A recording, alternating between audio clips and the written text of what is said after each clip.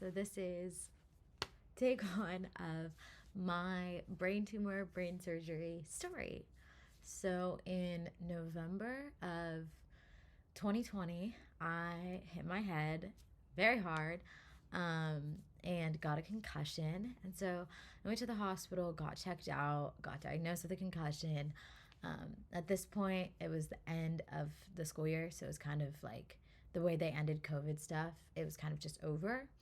Um, and then I was having these weird symptoms like during like December and stuff.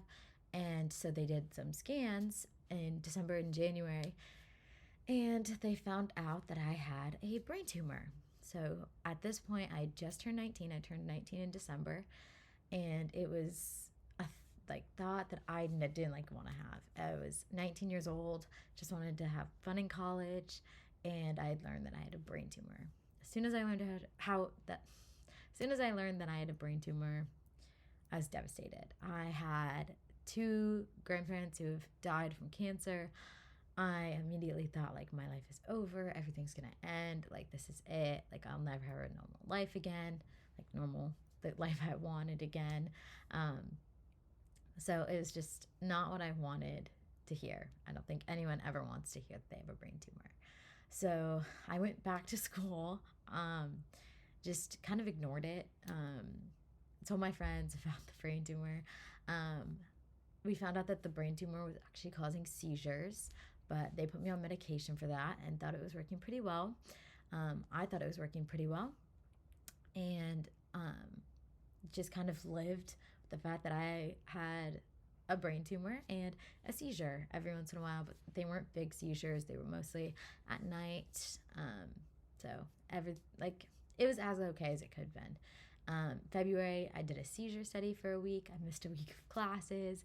So during the spring semester, it wasn't my best semester, I gotta be honest. Messed up quite a bit, missed a lot of classes, but everyone kind of understood what I was going through. Um, and then fast forward to May, we took a family trip down to Arkansas, and we did the hot springs. We went down to hot springs, so we did the hot springs, which it's kind of weird. You just get in a very hot bathtub by yourself.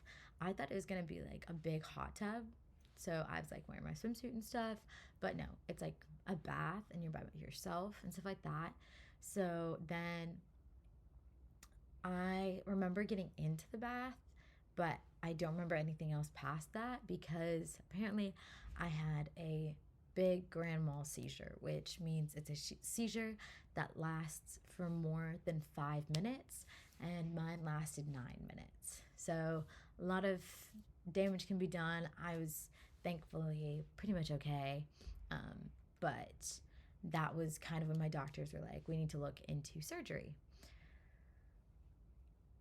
I'm 19 at this point.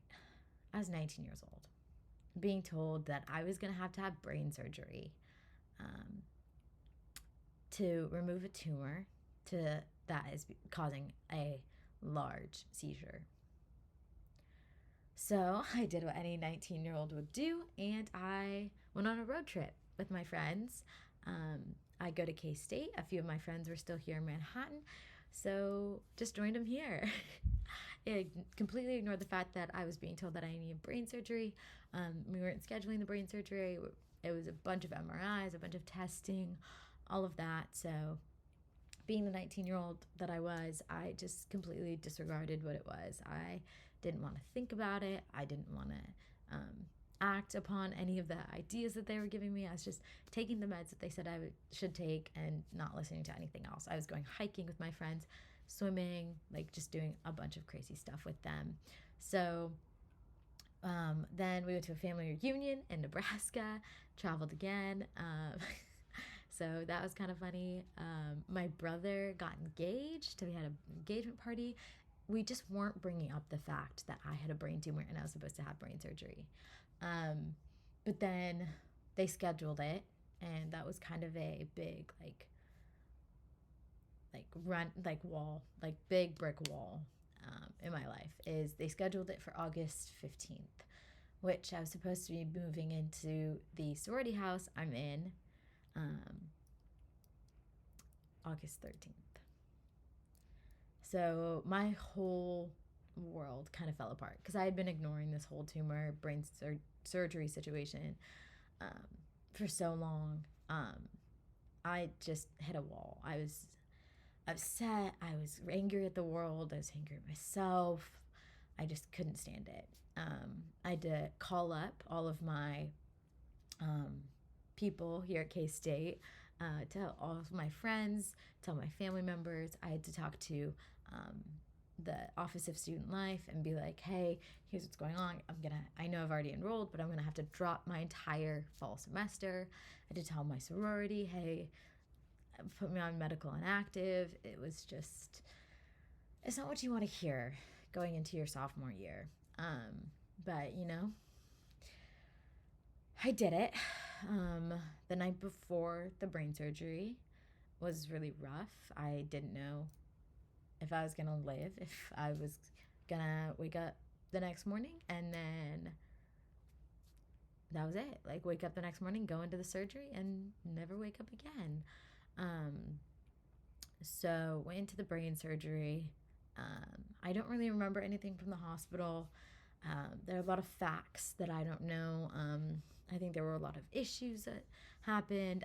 They did get the tumor out, which is amazing. Like, thank God. But because it was a really complicated surgery, the brain tumor itself was sitting on top of my speech center in my left temporal lobe.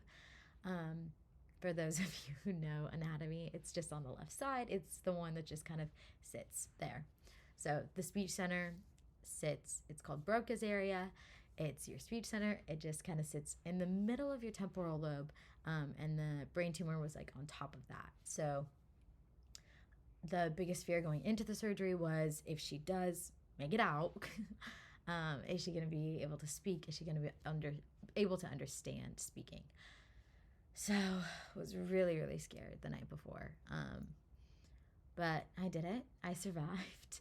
I am speaking just fine. After, I could like mumble and stuff, like in the hospital. But as soon as like I got home, I got better. I was fine. It was end of August by the time I got home. And then I was like recovering, doing everything that I needed to do. I was building my stamina back up. I got a job. So I was working. I wasn't able to go back to school because, doctor's orders, they still had to keep an eye on me. Got a job, started working, and then in October, we took a little girls' trip for my sister's 18th birthday, which was so fun. We went to Chicago with just the girls. It was my mom, my grandma, my little sister.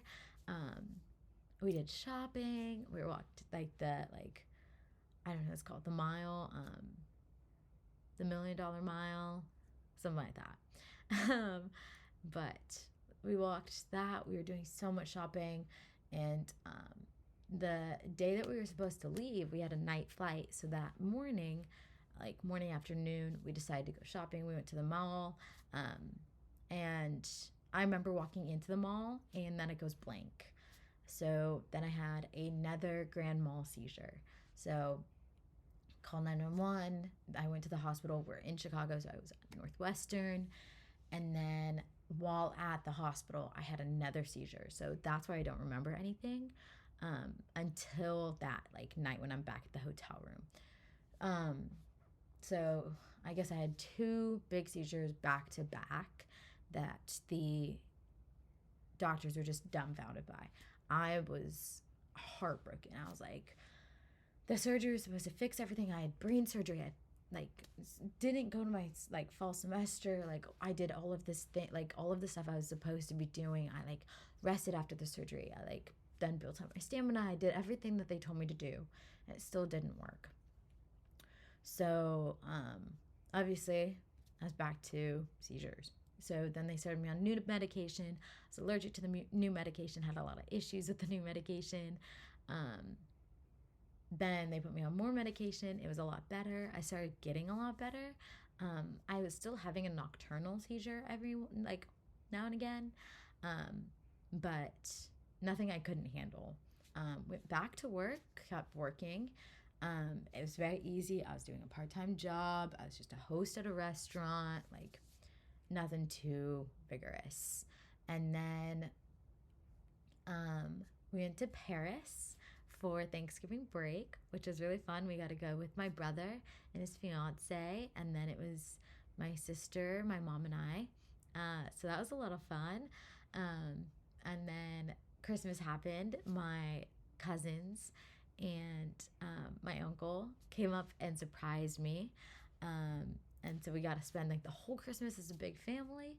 And then I got the great news from my doctors that I can move back into school. I got all the papers signed. I did everything I needed to. So I'm currently back at school, back at the sorority house. Haven't had any seizures since. So the medicine they've put me on has been very, very good. I have a slight scar on the left side from the surgery. You can't see it, which is good and bad. I kind of wish I had a scar so I could be like, I had brain surgery, look at me. But also, I didn't want to have to like shave my whole head, you know? So I can feel the scar, I know, you know? And then I also have titanium plates in my head, so that's a fun little flex. But I've been doing really well lately, and I just, I have a lot of people who've been asking me about the process and about what happened and how I got to where I am now.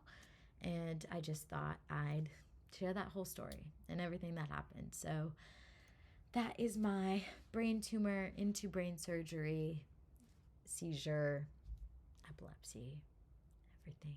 Sydney story.